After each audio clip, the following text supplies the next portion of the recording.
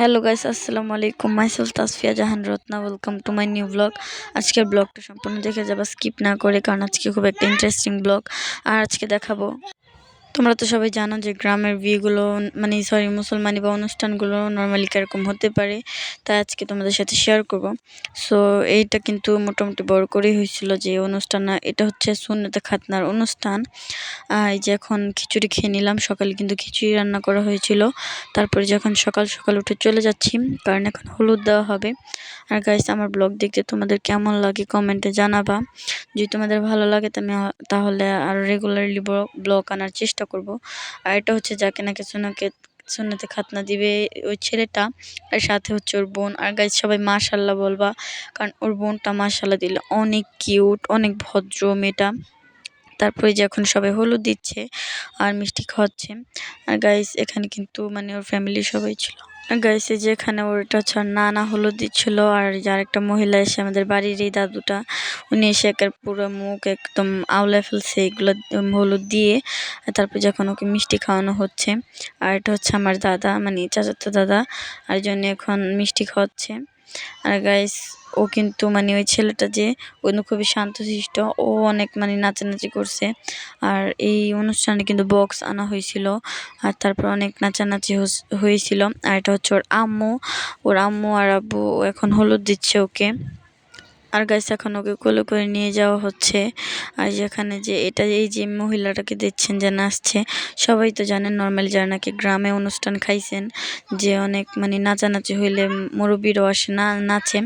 আর এটা হচ্ছে আমার একটা দাদু লাগে, উনি নাচতেছিল। দেখেন কি পরিমাণ নাচ পারে উনি কিন্তু ভালোই নাচ পারে। আমি তো ভাবছি উনি আগের যুগে ডান্সার ছিল।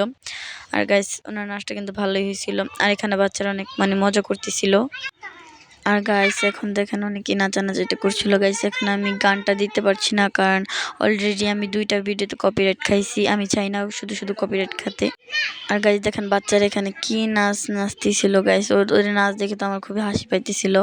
গাইস, এখানে কিন্তু আমি নাচি নাই, কারণ আমি একটা ভদ্র মেয়ে। আর তারপরে দেখেন যে মহিলাটা নাচতেছিল, উনি কিন্তু আমাদের দাদু হয় সম্পর্কে। আর গাইস, এখানে প্যান্ডেল করছিল, মোটামুটি ভালোই বড় করে প্যান্ডেল করছিল। আর গাইস, এখন কিন্তু যে ওই মেয়েটা নাচতেছিল, এই ছোট বাবুটা কিন্তু সব মাশাল্লাহ বলবা। আর গাইস, এটা হচ্ছে, ওর নাম হচ্ছে রাইসা। আর এখন গাইস, আমরা চলে যাচ্ছি যে আমাদের বাড়ির সাথে, ওরা সম্পর্কে আমার চাচাতো ভাই হয়, যে ছেলেটার নাকি সুন্নতে খাতনা। আর গাইস, এখন চলে যাচ্ছি। গাইস, আমি একই কথা বারবার বলতেছি, কি হয়েছে আমার আমি ঠিক জানি না। এটা হচ্ছে যে প্যান্ডেলটা, ওইটা প্যান্ডেল। আর গাইস, এখানে কিন্তু অনেক মানুষ জমা হয়ে আছে। আর আগে ছেলেরা খাইছে, তারপরে মেয়েরা। গাইস, এই যে এখন বসলাম, অবশেষে জায়গা পাইছি।